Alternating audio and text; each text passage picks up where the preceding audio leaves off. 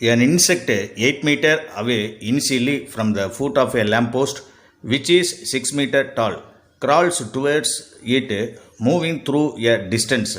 If its distance from the top of the lamppost is equal to the distance it has moved, how far is the insect away from the foot of the lamppost? Example 4.20. இதில் பார்த்தீங்கன்னா AB is the lamppost. D is the distance between the BD is the distance between the insect and the lamppost. The distance is the 8 meter அப்படின்றதுல தந்திருக்காங்க. ரெண்டாவது டிங்கிற பொசிஷன்லேருந்து insect என்னதுன்னா lamp போஸ்ட்டை பார்த்து move ஆகுது. அப்போ அந்த டிஸ்டன்ஸை தான் நம்ம எக்ஸ்ன்னு எடுத்துக்கலாம். அப்போது சிபி டிஸ்டன்ஸ் வந்து நம்ம 8 - x அப்படின்னு சொல்லி நம்ம எடுத்துக்கலாம்.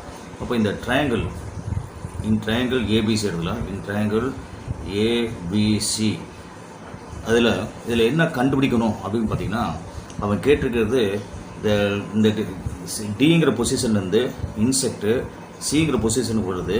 சியிலிருந்து பிக்கு இருக்கக்கூடிய டிஸ்டன்ஸ் தான் கொஸ்டினில் கேட்டிருக்காங்க. அப்போது இந்த சிடி அந்த மூவிங் டிஸ்டன்ஸும் அந்த சியிலேருந்து ஏக்கு டிஸ்டன்ஸு ஈக்குவல் அப்படின்னு சொல்லி தந்திருக்காங்க.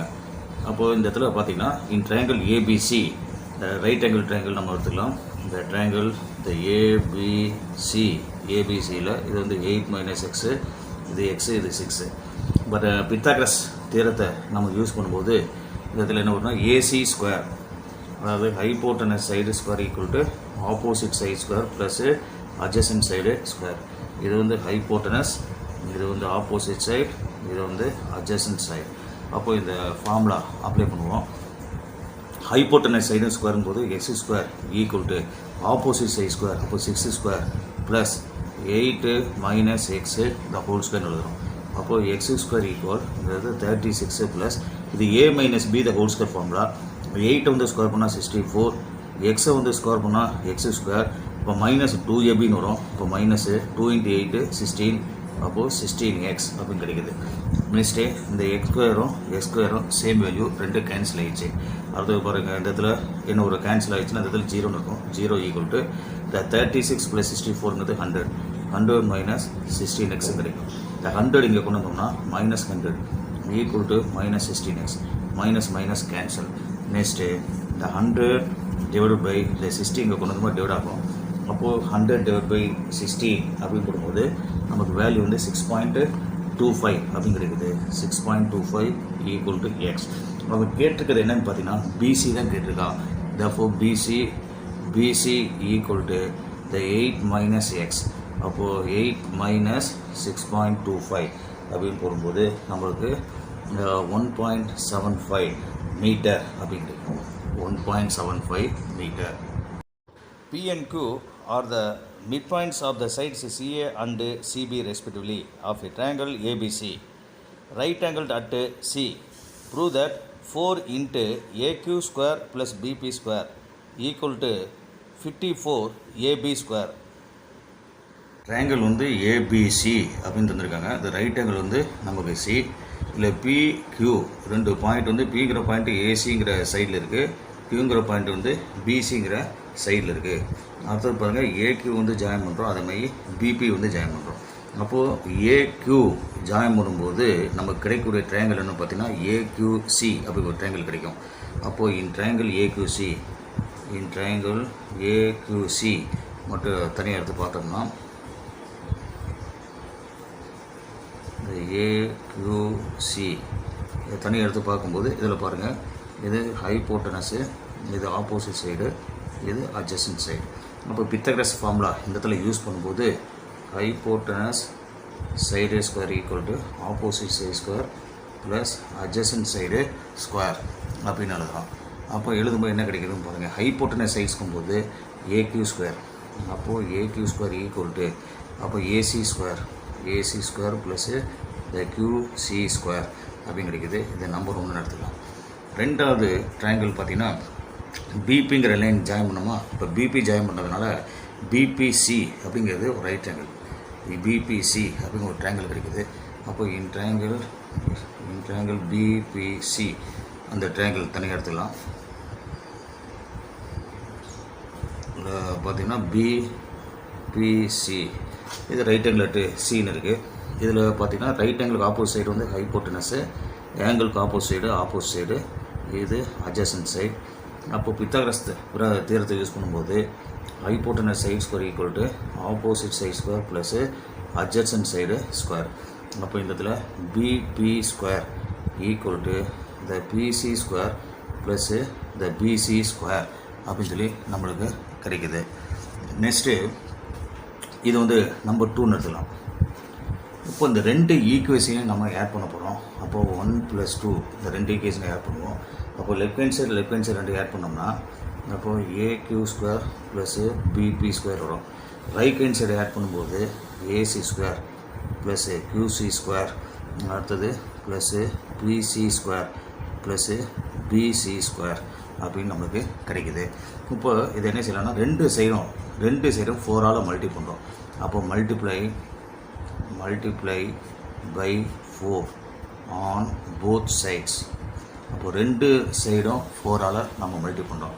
இப்போ ரெண்டு சைடும் 4ஆல் மல்டி பண்ணால் இங்கே 4AQ square plus 4BP square equal to இங்கே என்ன வரும்னு பார்த்தீங்கன்னா 4AC square plus 4QC square plus 4PC square plus 4BC ஸ்கொயர்னு வரும்.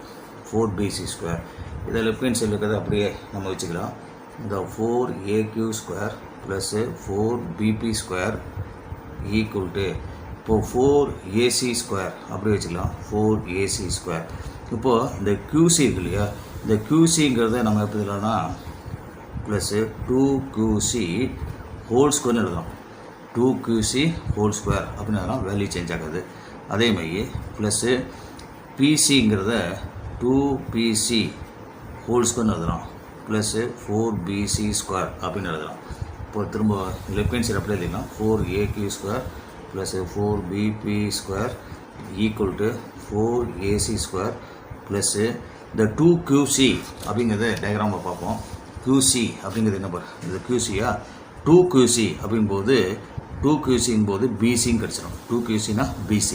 அதேமாதிரி 2PC அப்படின்னு சொல்லும்போது நமக்கு AC லென்த்து கிடைக்கும். அப்போ இந்த இதில் QCக்கு பதிலாக 2QCக்கு பதிலாக நம்ம என்ன செய்யலாம் அப்படின்னு பார்த்தீங்கன்னா BC அப்படின்னு எழுதலாம். அப்போ 2QCக்கு பதிலாக BC, அப்போது BC ஸ்கொயர் அப்படின்னு எழுதியாச்சு. ப்ளஸ்ஸு அதுமாதிரி 2PCக்கு பதிலாக நம்ம என்ன செய்யலாம் ACன்னு எழுதலாம். அப்போது AC whole square plus 4BC square அப்படின்னு எழுதியாச்சு. இப்போ இதில் பார்த்திங்கன்னா லெஃப்ட் ஹேண்ட் சைடு அப்படி வச்சுக்கலாம். அப்போது 4AQ square plus 4BP square equal to இங்கே 4AC ஸ்கொயர் இருக்குது, இங்கே ஒரு AC ஸ்கொயர் இருக்குது. இப்போ 5AC ஸ்கொயர் ஆச்சு. இங்கே 1BC ஸ்கொயரு, இங்கே 4BC ஸ்கொயரு, ரெண்டு ஆட் பண்ணால் 5BC ஸ்கொயர் கிடைக்கும். அப்போது இந்த லெஃப்ட் ஹேண்ட் சைடில் 4ங்கிறது காமனாக எடுத்துட்டோம்னா நம்மளுக்கு இந்த AQ square plus BP square அப்படின்னு கிடைக்கும். ஈக்குவல் டு இதில் 5 வந்து காமனாக எடுத்தோம்னா AC square plus BC square அப்படின்னு கிடைக்கும். அப்போ இந்த டயக்ராமில் நம்ம பார்க்குறோம் AC square plus BC square என்ன அப்படின்னு பார்ப்போம். இதில் பாருங்களேன் AC square plus BC square அப்படிங்கும்போது ஹைபோட்டனஸ் கிடைக்கும். AB ஸ்கொயர் கிடைக்கும். AC square plus BC square equal to இங்கே AB ஸ்கொயர் கிடைக்கும். அப்போ இதை எழுதும்போது நம்ம எப்படி எழுதுவோம் அப்படின்னு பார்த்தீங்கன்னா AB ஸ்கொயர் அப்படின்னு சொல்லி இதை எழுதலாம். சரியா? அப்போது 4AQ square plus BP square equal to 5AB square from the triangle ABC. இதில் நமக்கு ரிசல்ட் கிடச்சிச்சு. What length of ladder is needed to reach a height of 7 feet along the wall when the base of a ladder is 4 feet from the wall? Round off your answer to the next 10th place. இந்த சம்மில் பார்த்தீங்கன்னா வாலுடைய height வந்து 7 feet இருந்துருக்காங்க. இந்த லேடருடைய height வந்து question கேட்டிருக்காங்க. Ladder is leaning against the wall அப்படின்னு சொல்லிக்கலாம். லேடருடைய லென்த்து தான் கேட்டிருக்கான். அது நம்ம எக்ஸ்ன்னு எடுத்துக்கலாம். அப்போது லேடருடைய பாட்டமும் இந்த வாலுக்கும் இருக்கக்கூடிய டிஸ்டன்ஸ் வந்து 4 feet அப்படின்னு சொல்லி தந்திருக்காங்க. இப்போ லேடருடைய ஹைட் எவ்வளவு, லென்த் ஆஃப் த லேடர், அதான் கொஸ்டினில் கேட்டிருக்கான். அப்போ இந்த இடத்துல பார்த்தீங்கன்னா இன் ட்ரையாங்கிள் ஏபிசி இதில் வந்து பார்த்திங்கன்னா ரைட் ஆங்கிள் லட்டு சியாக இருக்குது, இப்போ இந்த பித்தாகரஸ் ஃபார்முலாவும் நம்ம யூஸ் பண்ண போகிறோம். பித்தாகரஸ் ஃபார்முலா யூஸ் பண்ணும்போது hypotenuse side square equal to opposite side square plus adjacent side ஸ்கொயர்ங்கிறது ஃபார்முலா.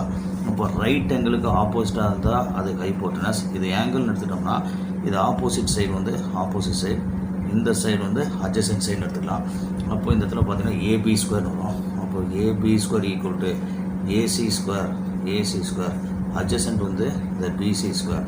வேல்யூ அப்ளை பண்ணும்போது இந்த எக்ஸ் ஸ்கொயர் ஈக்குவல் இங்கே ஏசி ஸ்கொயர் அப்படிங்கும்போது 7 ஸ்கொயர், பிசி ஸ்கொயர் போடும்போது 16, அதாவது 4 ஸ்கொயர் வரும். அப்போ X square equal to 7 ஸ்கொயர்னா 49, 4 square அப்படின்னு போடும்போது நம்மளுக்கு 16 அப்படின்னு கிடைக்கும். அப்போ எக்ஸ் ஸ்கொயர் ஈக்குவல் டு இந்த 65 அப்படின்னு கிடைக்குது. therefore x equal to the square root of the 65. அப்போ 65 நம்ம ரூட் எடுத்தோம்னா நமக்கு 8.1 அப்படிங்கிறது கிடைக்கும். அப்போ 8.1 ஃபீட்டுங்கிறது தான் லேடருடைய ஹைட்டு. அப்போது லேடர் லென்த்து, அப்போது length of ladder equal to 8.1 feet அப்படின்னு நம்ம சொல்லலாம்.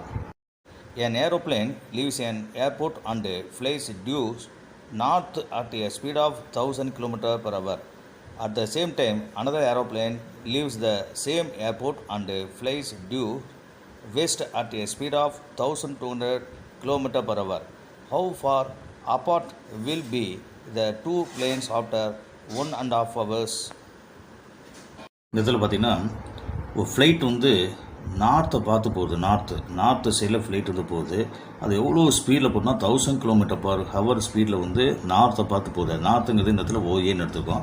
அப்போது இந்த இடத்துல பார்த்தீங்கன்னா நார்த்து வந்து 1000 km/h போகுது. ஸ்பீடு வந்து 1000 km/h. அப்போ டைம் தந்திருக்காங்க 1.5 ஹவர்ஸ்ன்னு சொல்லியிருக்காங்க. இப்போ 1.5 ஹவர்ஸுங்கிறது நம்ம மாற்றும் போது 3/2 அப்படின்னு சொல்லி நமக்கு இம்ப்ராப்பர் ஃப்ராக்ஷன் வந்து கிடைக்குது. அப்போ டிஸ்டன்ஸ் கண்டுபிடிக்கணும். எது டிஸ்டன்ஸு? இந்த ஓஏ, அந்த டிஸ்டன்ஸ் கண்டுபிடிக்க போகிறோம். ஓஏ டிஸ்டன்ஸுங்கும் போது டிஸ்டன்ஸ் கண்டுபிடிக்கிறது ஃபார்முலா ஸ்பீடு இன்ட்டு டைம். அப்போது ஸ்பீடுங்கிறது எவ்வளவு? 1000, டைமுங்கிற எவ்வளவு? 3/2. இப்போ ரெண்டையும் மல்டி பண்ணும்போது 2ஆல் 1000 டிவைட் பண்ணோம்னா 500 கிடைக்குது. 500 × 3 எவ்வளவு? 1500. அப்போது ஓஏ டிஸ்டன்ஸ் வந்து 1500 அப்படின்னு சொல்லி நம்ம எழுதலாம். அடுத்தது ஃப்ளைட் என்ன செய்யுதுன்னா வெஸ்ட்டு பார்த்து வருது. செகண்ட் ஃப்ளைட் வந்து வெஸ்ட்டை பார்த்து வருது. இது வந்து ஃபஸ்ட்டு ஃப்ளைட் எடுத்துக்கலாங்க. இது வந்து ஃபஸ்ட்டு ஃப்ளைட்டு, இது ஃபஸ்ட்டு ஃப்ளைட். அடுத்தது செகண்டு ஃப்ளைட் எடுத்துக்கலாம். அப்போது செகண்ட் ஃப்ளைட் வந்து டியூ டு வெஸ்ட்டு அப்படின்னு சொல்லியிருக்கான். அப்போ இந்த இடத்துல டியூ டு வெஸ்ட்டு எவ்வளவு இதாக வருதுன்னு பார்த்தீங்கன்னா, எத்தனை ஸ்பீடு வந்து எவ்வளோன்னு பார்த்தீங்கன்னா இந்த இடத்துல 1200 km/h. 1200 km/h. அப்போது இந்த இடத்துல ஸ்பீடு வந்து 1200 km/h அப்படின்னு எடுத்துக்கலாம். இப்போ டைம் தந்திருக்காங்க ஆல்ரெடி. அந்த டைம் ஈக்குவல் டு 1.5 ஹவர்ஸ்ன்னு சொல்லியிருக்கான். அது இம்ப்ராப்பராக சேஞ்ச் பண்ணும்போது 3/2 ஹவர்ஸ் அப்படின்னு நம்ம கிடைக்கும். இப்போ டிஸ்டன்ஸ் கண்டுபிடிக்க போகிறோம். இப்போ distance equal to the speed into time, அதான் நமக்கு டிஸ்டன்ஸு கண்டுபிடிக்க ஃபார்முலா. இப்போ ஸ்பீடு எவ்வளவு அப்படின்னு பார்த்தா 1200, டைமுங்கிறது 3/2. அப்போது அதை சிம்பிளை பண்ணால் ஒரு 600, 3 × 600 போடும்போது 1800 km கிடைக்கும். அப்போது இது 1800 அப்படின்னு எடுத்துக்கலாம். இப்போ என்ன கொஸ்டின் கேட்டிருக்காங்கன்னா, 2 ஃப்ளைட்டுக்கும் இருக்கக்கூடிய டிஸ்டன்ஸ் எவ்வளவு அப்படின்னு கேட்டிருக்கான். 2 ஃப்ளைட்டுக்கும் டிஸ்டன்ஸ், அதாவது ஏபி லென்த் எவ்வளவு அப்படின்னு கேட்டிருக்கான். நம்ம இந்த ட்ரையாங்கிளில் ஓஏபிங்கிற ரைட் ஆங்கிள் ட்ரையாங்கிள், இந்த இடத்துல ஏபி டிஸ்டன்ஸ் கேட்டிருக்கான். அப்போ ஏபிங்கிறது என்னது? ஹைபோட்டனஸ். அப்போ பித்தகரஸ் ஃபார்முலா யூஸ் பண்ணும்போது நமக்கு ஆன்சர் கிடைச்சிடும். இப்போ இந்த இடத்துல ஏபி தான் கேட்டிருக்கான். Distance between